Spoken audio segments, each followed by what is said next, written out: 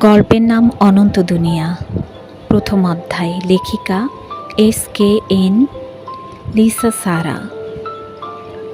এই গল্পটা বহু বহু বছর আগের কাহিনী, হয়তো সৃষ্টির শুরুর কাহিনী। এক শীতল সন্ধ্যায় চাঁদের আলো থমকেছিল ঘাসের ডগায়। আলো ঝুলছিল গোত্রের মাঝখানে। সবাই গোল হয়ে বসেছিল। নীরবতা যেন টান টান ধ্বনি তুলছিল বাতাসে। ধূসর চুলে ধুলা, চোখে প্রশ্ন, আর হৃদয়ে কৌতূহল নিয়ে তারা অপেক্ষা করছিল রুহাইয়ার মুখ থেকে শোনা সেই বিস্ময়কর অতীতের কথা। রুহাইয়া এগিয়ে আসছিল। তার পোশাকে ছিল বাতাসের মতো নীরবতা, কণ্ঠে ধ্বনির আভাস। চারপাশটা স্তব্ধ। শুধু দূরের পাখিরা যেন পেছনের সময়কে ডেকে আনছিল।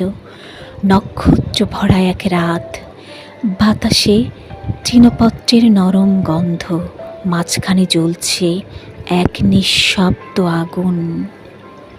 গোত্রের সবাই গোল হয়ে বসেছে, যেন আগুনের লকলকে শিখায় আটকে আছে সময় নিজেই।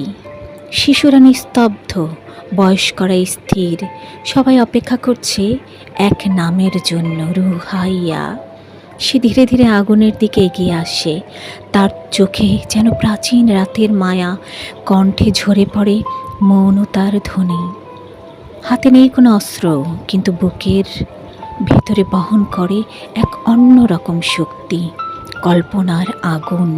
সে বসে পড়ে আগুনের পাশে আর বলে, আজ আমি তোমাদের অতীতের এক গল্প শোনাবো।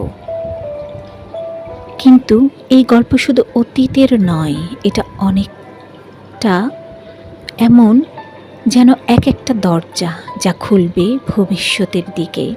কারণ অতীতই ভবিষ্যতের নকশা তৈরি করে, যদি কেউ তাকে হৃদয় দিয়ে পড়তে পারে। আর আমি একজন গল্পকার নই, আমি হলাম সেই কারিগর যে অতীতের ধ্বংস স্তূপ থেকে ভবিষ্যতের আলোয় গড়ে তুলি।